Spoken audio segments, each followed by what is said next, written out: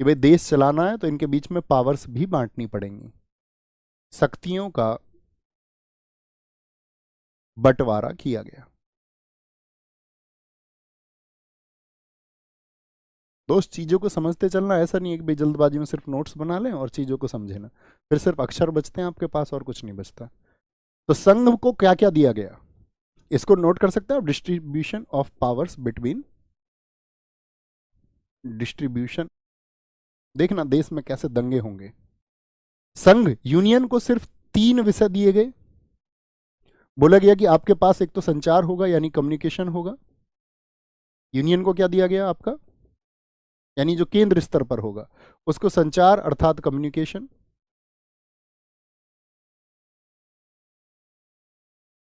दूसरा उसको दिया गया था आपका रक्षा या प्रतिरक्षा आप कह सकते हैं, यानी डिफेंस आपके पास होगा। और तीसरी बात की गई थी यहां पे जो विदेश मामले होंगे, विदेश मामले अर्थात फॉरेन अफेयर्स, जितने भी आपका फॉरेन अफेयर्स होंगे वो किसके पास में होंगे, वो होंगे संघ के पास में।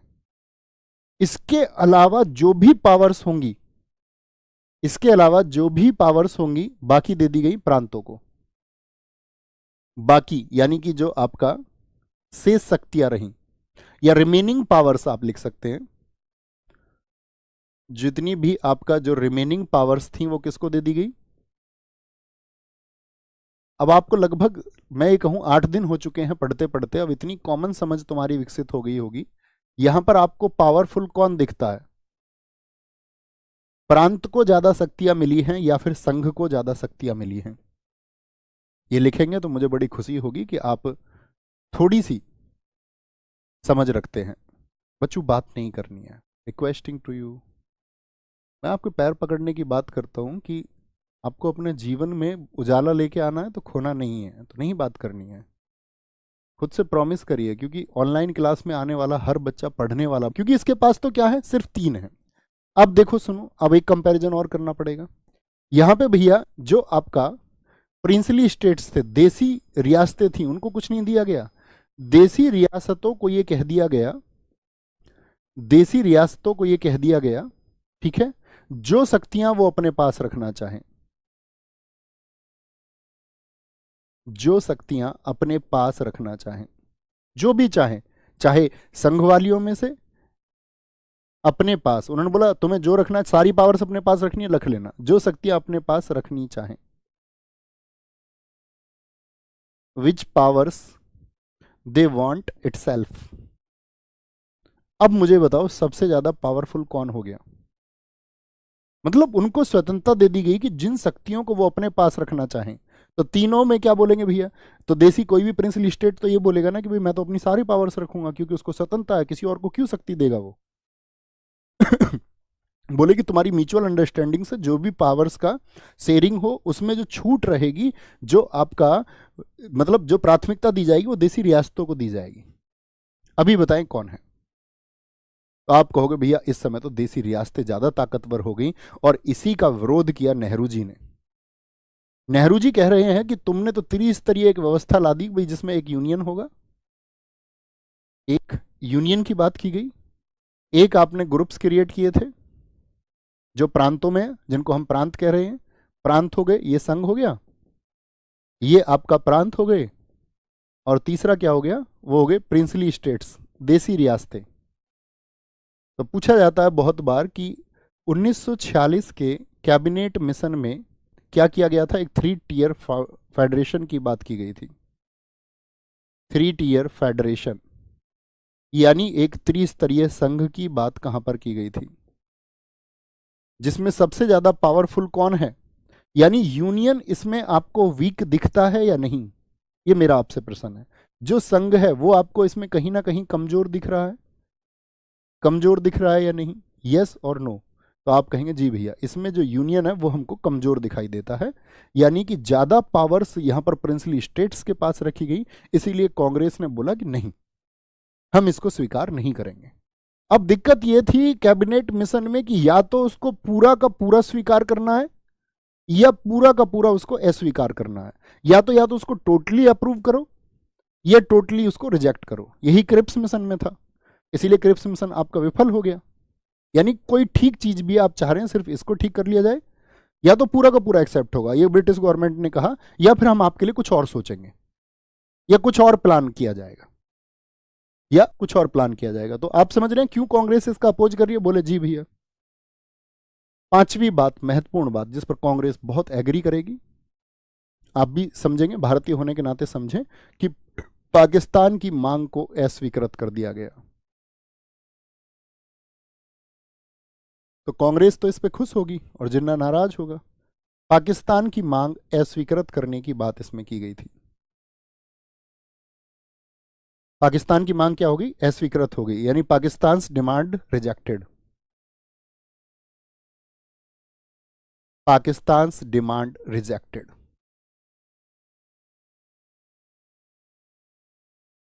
उसको रिजेक्ट कर दिया गया। तो भैया जिन्ना तो बड़े परेशान हो गए इस बात पर, भारतीय खुश थे। साथ में छठी बात की गई, अब जब भारत चलेगा तो उसके लिए सरकार तो होगी, तो एक सेट ऑफ रूल्स भी होना चाहिए, एक संविधान भी होना चाहिए। और संविधान कौन बनाएगा? उन्होंने बोला एक संविधान सभा का गठन होगा। एक संविधान सभा का गठन होगा। समझ पा रहे हैं ना बच्चों छोटी सी बात को? ठीक है, क्या बोला उन्होंने? देयर विल बी ए, या देयर विल बी, क्या बोलेंगे? There will be a constituent assembly. जिसमें क्या बोला गया? संविधान सभा में कितने सदस्य रखे गए थे बताएंगे? कैसे रखे गए थे उस पर बात करेंगे। तो संविधान सभा में होंगे आपका 389 मेंबर्स। कितने? 389 सदस्य। ये बहुत पूछा जाता है। 389 सदस्य होंगे संविधान सभा में, जिसमें कैसे बांटा गया था? 389 सदस्य कहां से लिए गए थे? जो प्रिंसली स्टेट्स थे, जो देसी रियासत थी, वहां से कितने थे? देसी रियासतों से लिए गए थे 93 मेंबर्स। और कमिश्नरी क्षेत्रों से कितने लिए गए थे? जो कमिश्नरी एरियाज थे, यानी आप कहेंगे प्रिंसली स्टेट से 93, और जो कमिश्नरी एरियाज थे, कमिश्नरी एरियाज थे, वहां से लिए गए थे आपका 4 मेंबर्स। कौन कौन से एरिया थे ये? मैंने आपको कहा था, एक दिल्ली था इसमें, कुर्ग था इसमें कर्नाटका, तीसरा था इसमें आपका अजमेर जो मारवाड़ वाला क्षेत्र है, और चौथा था इसमें क्या? बलूचिस्तान, आज के वर्तमान पाकिस्तान वाला क्षेत्र है। ये 4 कमिश्नरी क्षेत्र थे जो सीधे कमिश्नरी के अंतराल में आते थे। और प्रांतों से कितने बचे? जो प्रोविंसेस थे, प्रोविंसेस से कितने लिए गए थे? प्रांतों से लिए गए थे आपका 292। 2 4 6 3 9, हाँ ठीक है, 9 9 18 और 3, तो कितने हो गए टोटल मेंबर? 389। 389। अब देखो इसका एक कॉन्सेप्ट समझना। जो बात की गई कि कमिश्नरी क्षेत्र और प्रांतों से जो सदस्य चुने जाएंगे, वो सारे के सारे सदस्य आएंगे निर्वाचन से। किससे आएंगे? ये सारे के सारे चुने जाएंगे किससे? इलेक्शन से। एक इलेक्शन होगा और उसी से इनका चुनाव होगा। भाई यही क्यों आए? तो उसके लिए उन्होंने क्या बोला? चुनाव। लेकिन क्या उस समय जनता ने वोट डाले थे, हाँ या ना इनके लिए? आप कहेंगे नहीं। जैसे अगर मैं आपसे पूछूं, आज राष्ट्रपति साहब का चुनाव जो होता है वो कैसा चुनाव है? प्रत्यक्ष है या अप्रत्यक्ष है? जरा बताएं मुझे। तो आप कहोगे भैया राष्ट्रपति साहब का जो चुनाव है वो अप्रत्यक्ष चुनाव है, एक इनडायरेक्ट इलेक्शन है, यानी कि जनता उसमें भाग नहीं लेती है। जनता के द्वारा जिन रिप्रेजेंटेटिव्स को चुना गया है वो भाग लेते हैं। ऐसा ही यहां पर बोला गया कि जो विधानमंडल में लोग हैं वही उन लोगों को चुनेंगे जिनको जनता ने चुना है। यानी ये जो निर्वाचन था ये कैसा था? अप्रत्यक्ष था, इनडायरेक्ट था। जनता ने डायरेक्ट इसमें पार्टिसिपेट नहीं किया था, प्रत्यक्ष भागीदारी नहीं थी। और देसी रियासतों के लिए यहां पर बैठकें चली थी। फाइनलाइज ये हुआ था कि देसी रियासतों से जो होगा, देसी रियासतों से जो सदस्य आएंगे, अंतिम रूप में सहमति ये बनी थी कि वो मनोनीत होंगे। मनोनीत का मतलब नॉमिनेटेड होंगे। वो क्या होंगे? नॉमिनेटेड। तो जो संविधान सभा का गठन हुआ था उसमें देसी रियासतों से जो 93 लोग आए, वो किस चुन करके आए कि मनोनीत होकर के? आप कहेंगे भैया मनोनीत होकर के आए थे। बच्चों अन्य बातें नहीं, अन्य बातें नहीं। उसके लिए आपके पास हमेशा एक हूं कि यहां पर एक बात बताई गई कि 389 लोग होंगे, ये जो बात की गई, तो यहां पर कितनी पॉपुलेशन की बात की गई थी? बात की गई थी यहां पर, नोट करना इस बात को, 10 लाख की आबादी पर एक सदस्य होगा। उस समय की भारत की आबादी के हिसाब से 10 लाख की आबादी पर कितने सदस्य की बात की गई थी? एक सदस्य होगा। ये बहुत पूछा जाता है परीक्षाओं में, ठीक है, कि कैबिनेट मिशन में क्या बात की गई थी, तो क्या बोलेंगे? One member for every 10 lakh population, 1 member for every 10 lakh population. तो भाई संविधान सभा होगी तो संविधान सभा में कितने सदस्य होंगे, यानी आप जानते भी हैं, कभी भी मैं आपसे पूछूंगा संविधान सभा में कितने सदस्य थे, तो उनका चुनाव किस प्रकार से हुआ ये आपको पता होना चाहिए। 10 लाख पर एक, ठीक है, और कैसे कैसे चुने गए थे। सांप्रदायिक समूह, अगली बात, कितना पॉइंट हो गया था हमारा? 6, अभी 7 आएगा। 7वां बिंदु लिखें, सांप्रदायिक समूह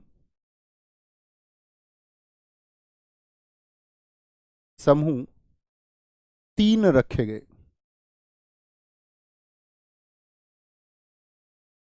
यानी आप कहेंगे 3 कम्युनल ग्रुप्स वर कैप्ट।